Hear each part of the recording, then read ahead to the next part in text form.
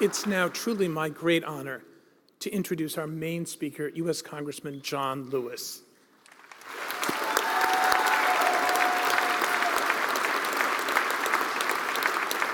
It's no exaggeration to say that Congressman Lewis is one of the truly iconic figures in our national struggle for civil rights. It's impossible for me to do justice in this brief introduction to his career, his character, and his legacy. But let me share with you some highlights of his great story. Lewis grew up on his family's farm and attended segregated public schools in Pike County, Alabama. As a young boy, he was inspired by the activism surrounding the Montgomery bus boycott, in the words of the Reverend Martin Luther King Jr., a figure we are proud to honor in the name of our own King Hall. As a student at Fisk University, Lewis was committed and courageous as an activist.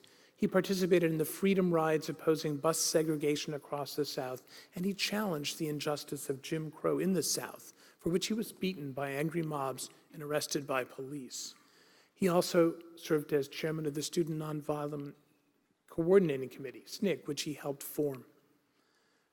By 1963, at the advanced age of 23, Lewis was recognized as one of the big six leaders of the civil rights movement. He was an architect and a keynote speaker at the historic March on Washington in August of that year. On March 7, 1965, he and Hosea Williams led a voting rights march of more than 600 peaceful protesters across the Edmund Pettus Bridge in Selma, Alabama. As a result of the brutal attacks they suffered at the hands of Alabama state troops, that day is now known as Bloody Sunday. But through all of the arrests and beatings, Lewis remained a devoted advocate of the philosophy of nonviolence. After those early years, Lewis continued his efforts on behalf of the civil rights movement in numerous influential capacities. In 1977, he was appointed by President Jimmy Carter to direct more than 250,000 volunteers of Action, the federal volunteer agency. And in 1981, he was elected to the Atlanta City Council. In 1986, he was elected to Congress and has served as U.S. Representative of Georgia's 5th Congressional District since then.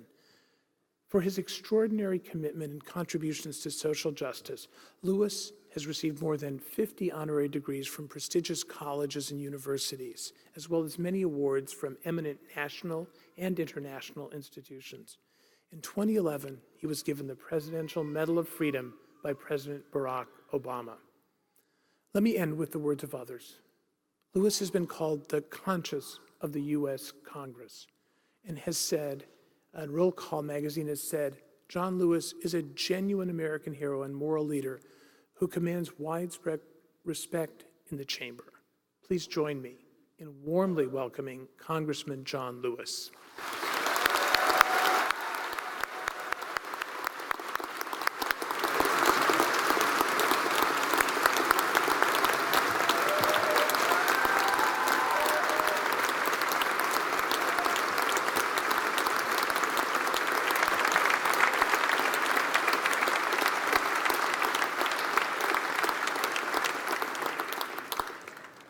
Thank you very much, Chancellor, Acting Chancellor Hector, Dean Johnson, distinguished faculty, guests, parents, family, and friends, and to the class of 2016, I'm honored, delighted to be with you on this very special and important occasion. To each and every one of you receiving a degree today, congratulations. Wish you well.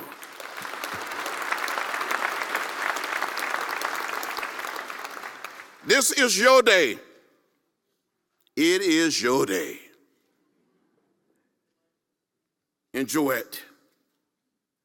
Take a long, very long, deep breath and take it all in.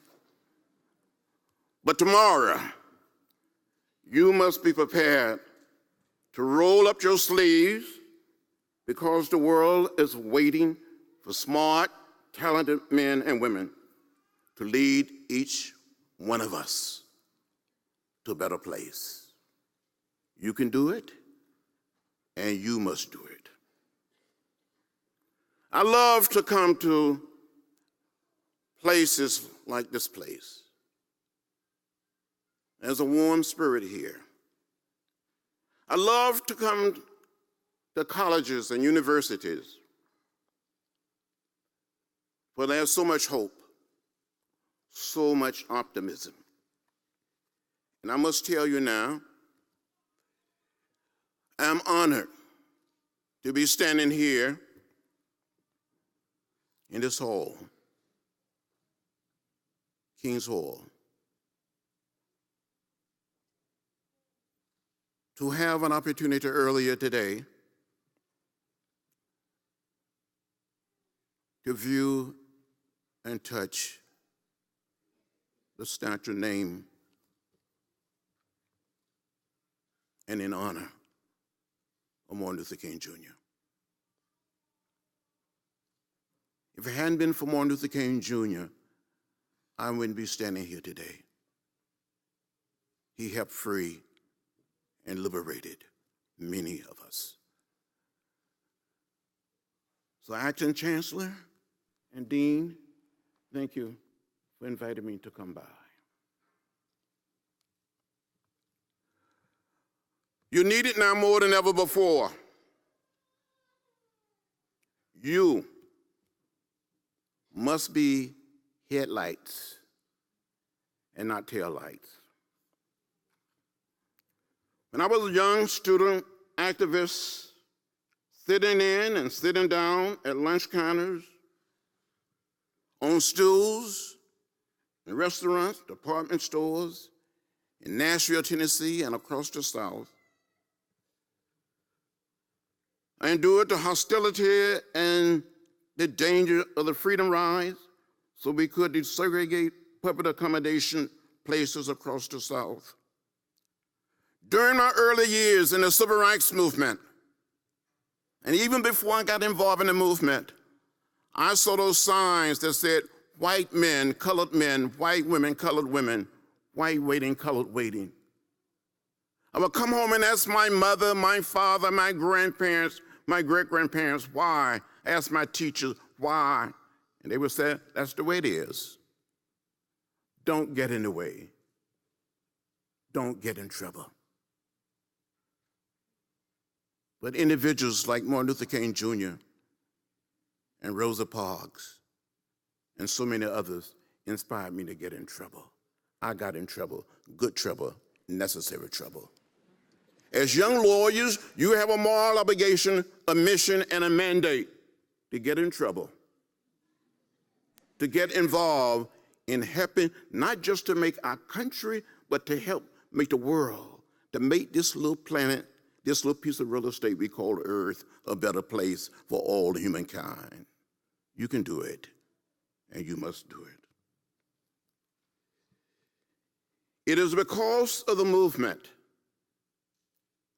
for civil rights, for social justice, for women's rights, for farmers, for gay rights, for immigrants' right, that we've come a distance, but we still have a great distance to go. And you must use the law to help bring about a nonviolent revolution, a revolution of values, a revolution of ideas. You must get in the way. You must get in trouble. You heard me say I got arrested a few times? Yes, I went to jail. 40 times during the 60s, and 5 more times since I've been in Congress. And I'm probably going to get arrested again for doing something.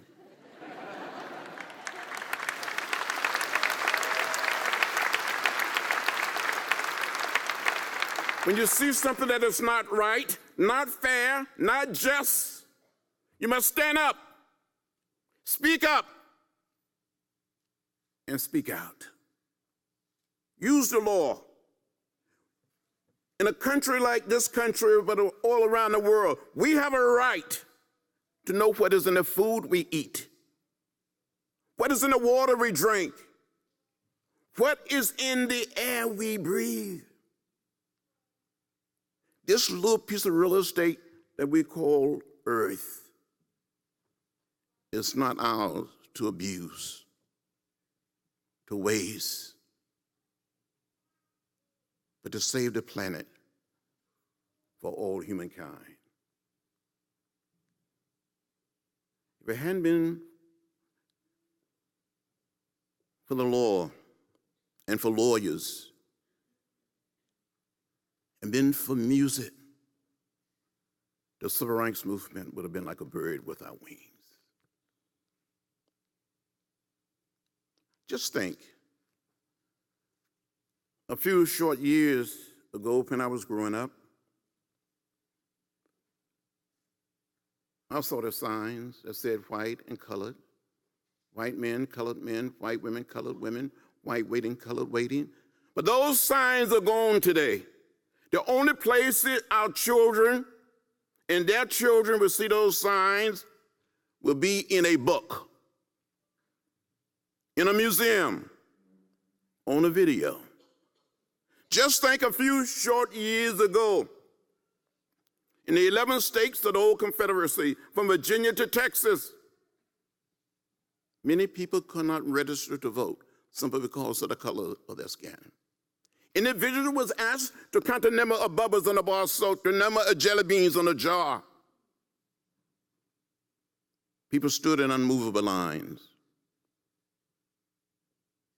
But as President Barack Obama said last Saturday in delivering a commencement address at Harvard University in Washington, today we no longer have to count the number of bubbles in a bar of soap, the number of jelly beans in a jar.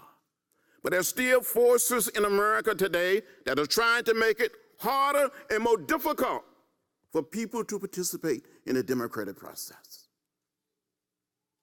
We had lawyers then, brave and courageous men and women, like Thurgood Marshall, Fred Gray, Constable Baker Motley, and many others that got in the way. They got in trouble.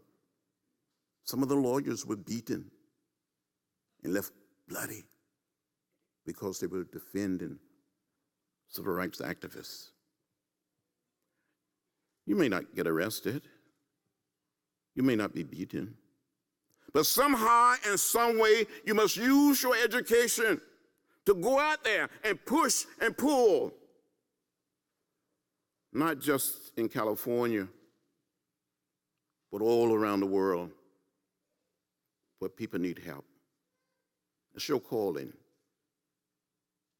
It is your mission.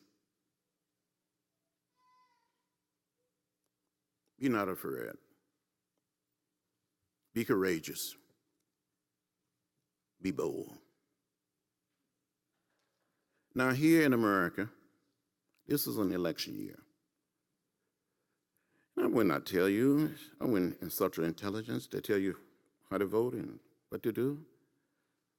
But I will tell you one thing. In a democracy, the vote is precious. It's almost sacred. It is the most powerful, nonviolent instrument or tool we have in a democratic society, and we must use it. I gave a little blood on that McPettis Bridge in Selma. I had a concussion. I thought I was going to die. I thought I saw death. But somehow, in some way,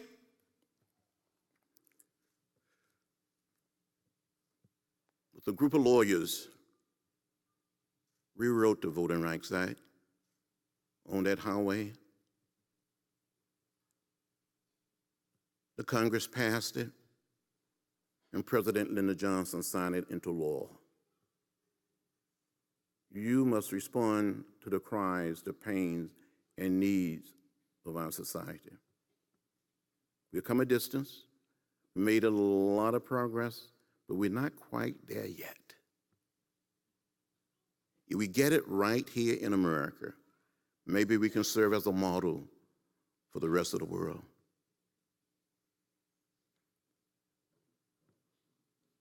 Let me just tell you.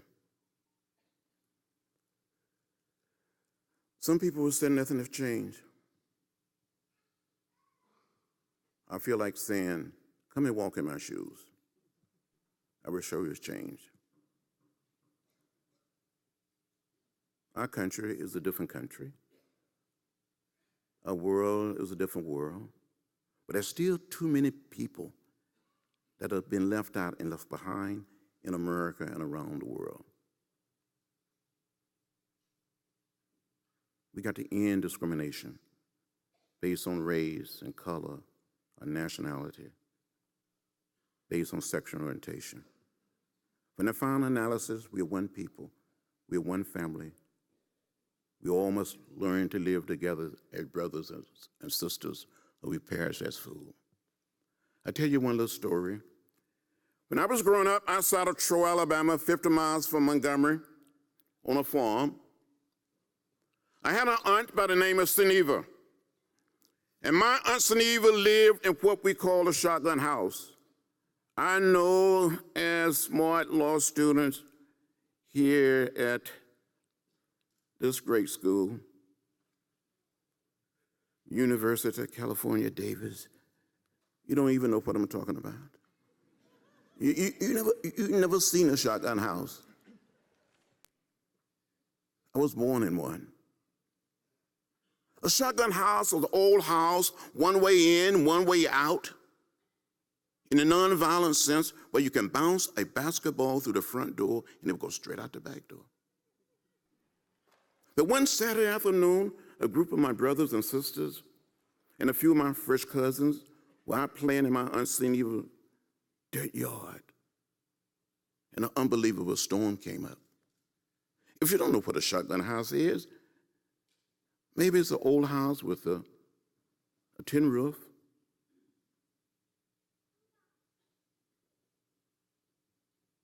Well, we kept playing, we played.